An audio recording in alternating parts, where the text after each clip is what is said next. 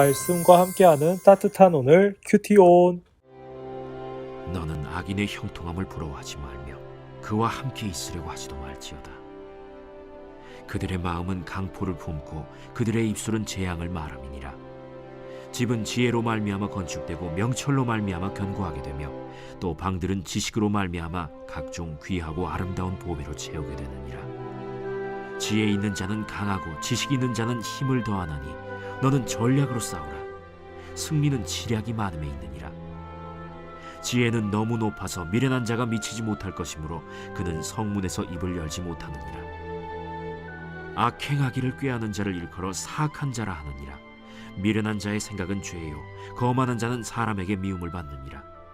내가 만일 환난 날에 낙담하면 내 힘이 미약함을 보임이니라. 너는 사망으로 끌려가는 자를 건져주며 사륙을 당하게 된 자를 구원하지 아니하려고 하지 말라. 내가 말하기를 나는 그것을 알지 못하였노라 할지라도 마음을 저울질하시는 이가 어찌 통찰하지 못하시겠으며 내 영혼을 지키시는 이가 어찌 알지 못하시겠느냐. 그가 각 사람의 행위대로 보응하시리라. 내 아들아, 꿀을 먹으라. 이것이 좋으니라. 송이 꿀을 먹으라. 이것이 내 입에 다니라. 지혜가 내 영혼에게 이와 같은 줄을 알라. 이것을 얻으면 정령이 내 장래가 있겠고 내 소망이 끊어지지 아니하리라. 악한 자여, 의인의 집을 엿보지 말며 그가 쉬는 처소를 헐지 말지니라. 대저 의인은 7번 넘어질지라도 다시 일어나려니와 악인은 재앙으로 말미암아 엎드러지느니라. 내 원수가 넘어질 때에 즐거워하지 말며 그가 엎드러질 때에 마음에 기뻐하지 말라. 여호와께서 이것을 보시고 기뻐하지 아니하사 그의 진노를 그에게서 옮기실까 두려우니라. 너는 행악자들로 말미암아 분을 품지 말며 악인의 형통함을 부러워하지 말라. 대저 행악자는 장래가 없겠고 악인의 등불은 꺼지리라. 내 아들아, 여호와와 왕을 경외하고 반역자와 더불어 사귀지 말라. 대저 그들의 재앙은 속히 임하리니 그 둘의 멸망을 누가 알랴. 말씀과 함께하는 따뜻한 오늘 큐티온, 수요일의 큐티온을 기도함으로 시작하겠습니다. 기도하겠습니다. 우리를 사랑하시는 하나님 아버지, 오늘 이 시간 주님의 말씀을 붙들며 나아갑니다. 매일의 삶 속에 주시는 이 말씀을 붙들고 살아갈 때 하나님께서 우리의 삶을 만지시고 이끌어 가시는 그 길을 저희가 목도하게 하여 주옵소서. 이 모든 말씀 예수님의 이름으로 기도드립니다. 아멘. 오늘도 우리의 말씀은 잠언 24장 1절에서부터 22절의 말씀은 많은 지혜의 조각들을 묵상하게 만듭니다. 오늘은 그 중에서도 3절의 말씀을 함께 묵상해 보고자 합니다. 3절 말씀을 보면 집은 지혜로 말미암아 건축되고 명철로 말미암아 견고히 되며 라고 합니다. 성경에서는 이 집이라는 단어가 문자 그대로 물리적인 집이나 가정을 넘어서서 인간의 몸이나 인생, 더 나아가서 나라를 의미하는 단어로 사용되기도 합니다. 또한 지혜와 명철, 지혜라는 단어와 명철이라는 단어는 같은 의미를 가지고 있는 단어로서 이는 우리가 잘 알고 있듯이 궁극적인 의미에서 참된 지혜이자 진리이신 하나님의 말씀을, 그리고 말씀이 육신이 되신 예수 그리스도를 뜻한다고 볼 수 있겠습니다. 따라서 본문은 우리의 인생이나 가정, 나아가서 이 세상이, 이 나라까지도 하나님의 말씀을 기초로 삼을 때 가장 견고하게 설 수 있음을 말하고 있는 것이라 할 수 있겠습니다. 가장 최근 아파트 관련된 뉴스를 보시면 아실 겁니다.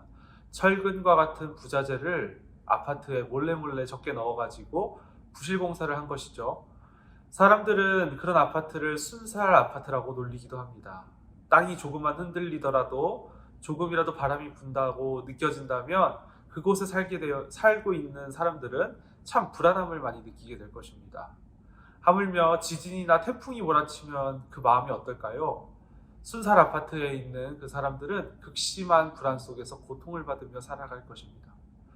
그런데 사실 곰곰이 생각하면 우리가 이 땅을 살아가면서 겪게 되는 인생의 폭풍과 지진은 자연에서 일어나는 일들보다 훨씬 더 빈번하게 일어나고 강도가 높을 때가 많습니다.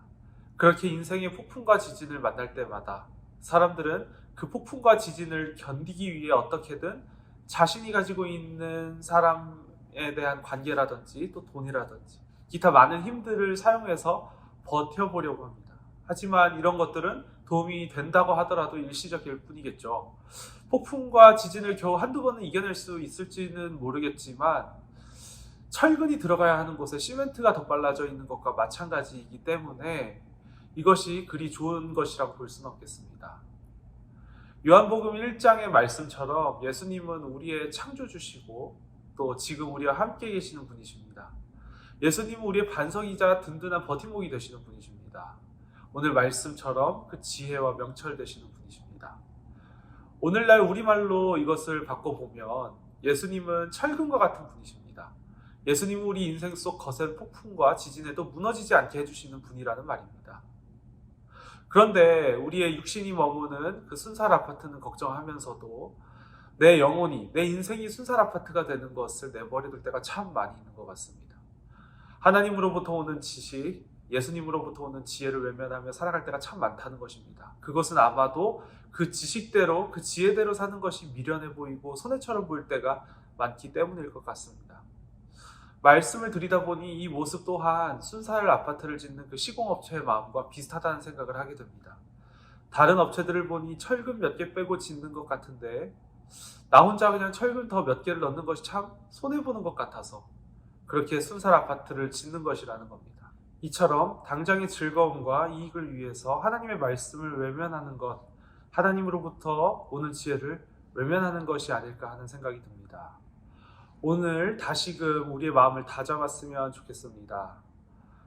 주변 사람들이 어떻게 살아가고 있든 그것과는 상관없이 진리 되시고 우리의 참 지혜 되시는 예수님의 가르침대로, 성경의 가르침대로, 하나님의 말씀대로 살아갈 수 있는 우리가 될 수 있으면 좋겠습니다. 오늘의 묵상 질문입니다. 나의 인생의 집은 현재 어떤 상태일까요? 함께 더욱더 깊은 묵상의 자리, 기도의 자리로 나아가면 좋겠습니다. 함께 기도하겠습니다.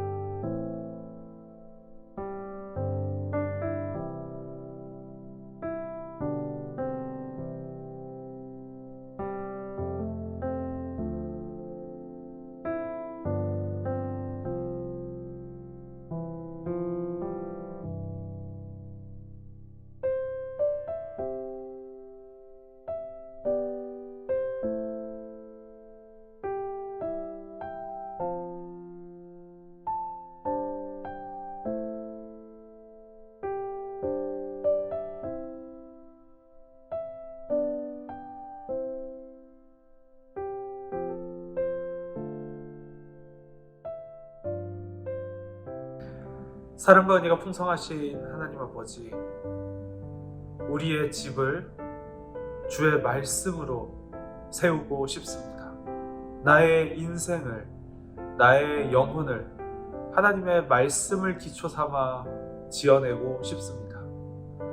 우리가 주님을 바라볼 때 주님의 말씀으로 우리의 인생을 세울 수 있도록 힘과 능력을 더하여 주옵소서. 이 모든 말씀 예수님의 이름으로 기도드립니다. 아멘.